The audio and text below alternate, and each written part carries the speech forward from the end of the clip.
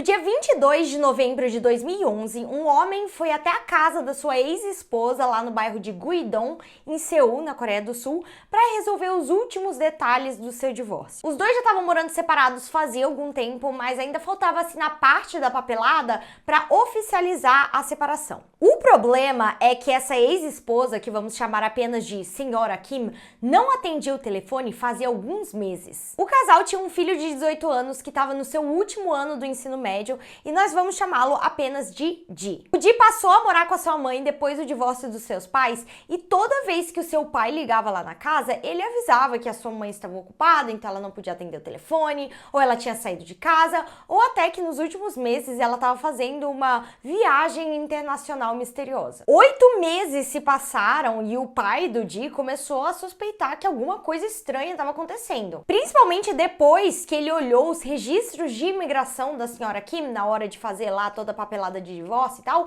e reparou que ela não tinha saído do país desde 2004. Então, o Ji estava mentindo? Ele decidiu ir até a casa da sua ex-esposa para descobrir o que estava acontecendo e quem atendeu a porta foi o seu filho Ji. Ele entrou, não viu nenhum sinal da senhora Kim, mas reparou num odor muito estranho que parecia estar emanando de um dos quartos principais da casa. Chegando mais perto, ele reparou que a porta não estava só trancada, mas lacrada com várias fitas adesivas. Era como se todas as frestas tivessem tampadas por fita adesiva. Ele perguntou para o seu filho, mas o que está acontecendo aqui? O que você está escondendo aqui atrás? E o Ji ficou em silêncio por alguns minutos e finalmente disse: "Papai, você não vai me abandonar, não importa o que aconteça, certo?" O pai ligou para a polícia imediatamente e os policiais tiveram que arrombar a porta desse quarto. E foi lá dentro que eles encontraram o corpo da senhora Kim em um estágio avançado de decomposição. Esse é o caso chocante que parou a Coreia do Sul do estudante de ensino médio de 18 anos que matou a sua própria mãe e morou com seu cadáver por pelo menos 8 meses. O motivo? Vocês vão descobrir. Olá, amizades! Tudo bem? Meu nome é Luísa Kemi, ou só a Kemi. Bem-vindos de volta ao Cafezinho Investigativo, canal aqui do YouTube que falamos sobre casos reais, mistérios e lendas urbanas que aconteceram em países da Ásia enquanto tomamos um cafezinho gelado, dessa vez no copo da Taylor Swift. Parando aqui só um segundo para agradecer todas as pessoas que participaram da live que a gente fez aqui no Cafezinho Investigativo, eu e o meu editor Danilo, na terça passada, às 8 horas da noite. Ela está gravada aqui no canal, então se você não teve a oportunidade de assistir e quiser ver a gente jogando jogos e contando lendas urbanas, estará aqui no meu canal. Muito obrigada por todo o apoio e eu adoraria saber o que vocês acharam dessa experiência se você assistiu. Enfim, vamos ao caso. A relação entre mães e filhos normalmente é sinônimo de amor, carinho e cuidado, mas a realidade nem sempre é assim. Às vezes essas relações são extremamente conturbadas e repletas de segredos. E é justamente sobre um desses casos que a gente vai falar hoje. Primeiro, para vocês entenderem melhor por que o Ji fez o que ele fez, eu preciso explicar para vocês um pouco mais sobre a relação que ele tinha com a sua mãe, que é a senhora Kim. Parece que em 1974, a mãe do Ji acabou perdendo a sua mãe, ou seja, a avó do Ji tinha falecido. E a mãe dele, a senhora Kim, começou a ser cuidada única e exclusivamente pelo avô do Ji. E parece que o avô dele foi uma pessoa muito difícil. Ela tinha um irmão mais novo e em casa o avô sempre priorizava esse irmão mais novo. Parece que ela era muito maltratada e negligenciada. E existem especulações que essa experiência difícil de infância, uma infância muito conturbada, bem traumática, tornou a senhora Kim uma pessoa muito emocionalmente desequilibrada. Em vários momentos durante o casamento dela com o pai do Ji, ela se mostrou uma pessoa extremamente abusiva, manipuladora, com medo de abandono, com medo do que as outras pessoas pensavam dela. Por exemplo, segundo o pai do Ji, a senhora Kim, desde a lua de mel do casal, falava coisas como: "Ah, você que vai cozinhar, lavar todas as louças, passar todas as roupas, porque as minhas mãos são muito delicadas e eu não posso fazer essas coisas." Então, tipo, jogando todo o fardo pra cima dele. Ou teve um determinado momento que ela começou a pressionar o pai do Ji pra comprar um carro de luxo, apesar dele não ter dinheiro pra comprar um carro de luxo, porque ela falava que as outras pessoas iam pensar que eles eram pobres, que eles não tinham dinheiro, então eles precisavam, né, ter um status ali superior. E provavelmente a pior de todas as coisas é que ela sempre falava que se um dia ele a abandonasse, ela iria tirar sua própria vida. Ela falava muitas coisas emocionalmente manipuladoras. Eventualmente, o pai do Ji Ji não aguentou mais e resolveu pedir o divórcio. E se antes a senhora Kim já era uma pessoa muito reclusa, muito ansiosa, ela ficou ainda mais. Principalmente porque o marido, a casa e essa família era tudo pra ela. Então ela tava com muito medo, provavelmente, de perder controle. Então, quando o pai dele saiu de casa, a senhora Kim começou a concentrar toda a sua atenção no Ji, e não de uma forma positiva. Não era uma coisa tipo, eu vou colocar aqui todo o meu amor e carinho nessa minha relação mãe e filho, criar tempo de qualidade. Era mais no sentido de controlar tudo que o Ji fazia, principalmente as suas notas na escola. Antes do divórcio dos pais, o Ji sempre foi um menino muito estudioso. Por exemplo, parece que quando ele estava no ensino fundamental, ele fez mais de 900 pontos no TOEIC, que é aquele teste de inglês, e parece que essa é uma nota bem alta, e ele era um dos melhores alunos da sua série. Mas depois do divórcio, parece que nada era suficiente para a senhora Kim. Ela sempre exigia mais e mais e mais do filho. Eu acho que é relativamente normal que os pais se preocupem com as notas dos seus filhos, que eles vão bem na escola e tudo mais. E existem pais mais exigentes que outros.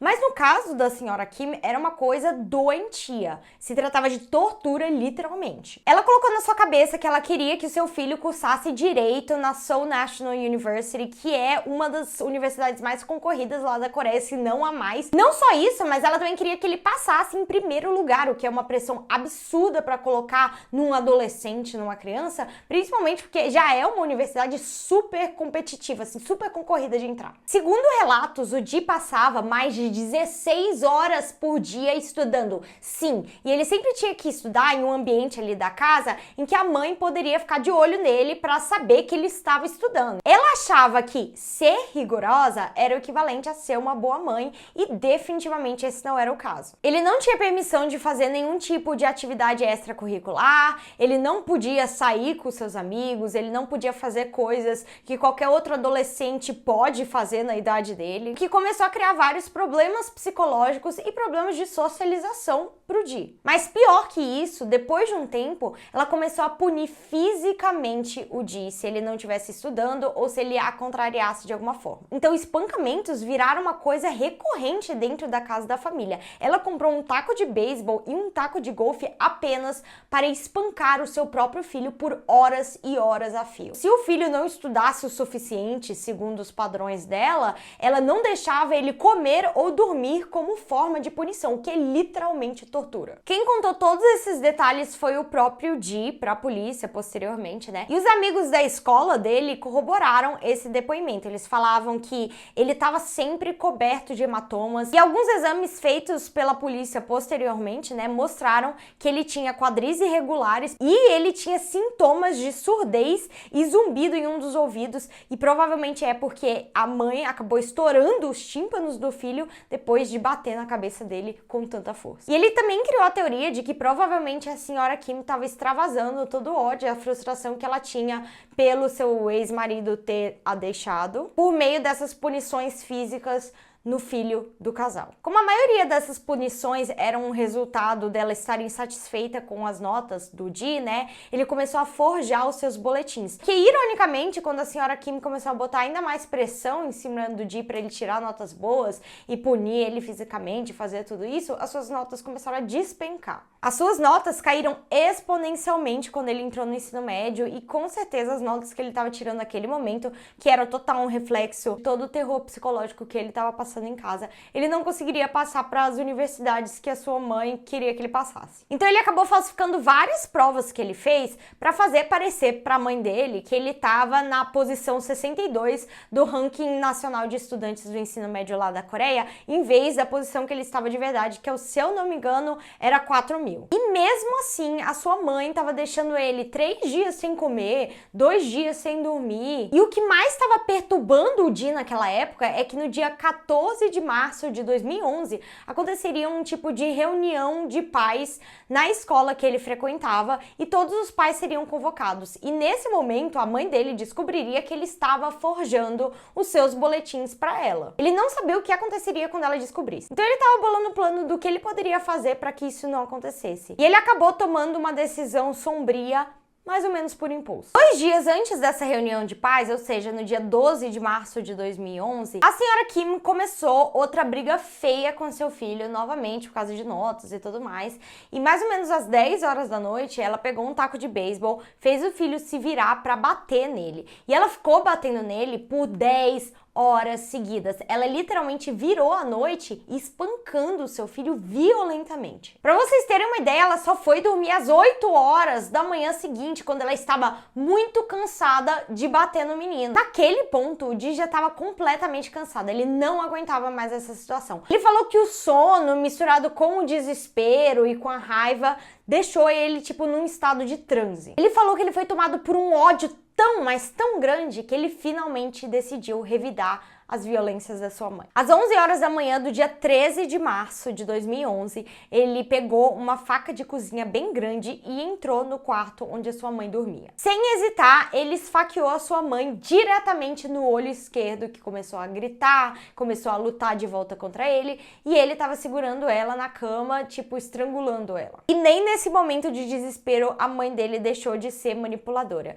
Segundo ele, as últimas palavras da mãe dele foram: "Di, você nunca mais terá uma vida normal se você fizer isso." Mas ele estava tão cansado que ele não conseguia pensar em outra coisa, e ele rebateu sua mãe dizendo: "Mamãe, você não sabe, mas você me mataria amanhã. Eu acho que você vai me matar se as coisas continuarem dessa forma. Mamãe não sabe muito sobre mim. Me desculpe." Ele pegou a faca novamente e esfaqueou a senhora Kim 2 vezes no pescoço, a matando instantaneamente. Depois de matar sua mãe, o Di ficou 3 dias sem frequentar a escola. Os professores começaram a ficar um pouco preocupados, ligaram para sua casa, ninguém atendia. Uma professora foi até a porta da casa da família, bateu, mas ninguém atendeu, então resolveu ir embora. E depois desses 3 dias, o Di simplesmente voltou para a escola. Segundo dia, ele simplesmente deixou o corpo da mãe dele lá estirado do jeito que estava e não mexeu mais. Os meses seguintes era verão lá na Coreia do Sul, extremamente quente, então provavelmente agilizou o processo de decomposição. Vermes, insetos estavam surgindo ao redor do corpo, devia estar um cheiro insuportável.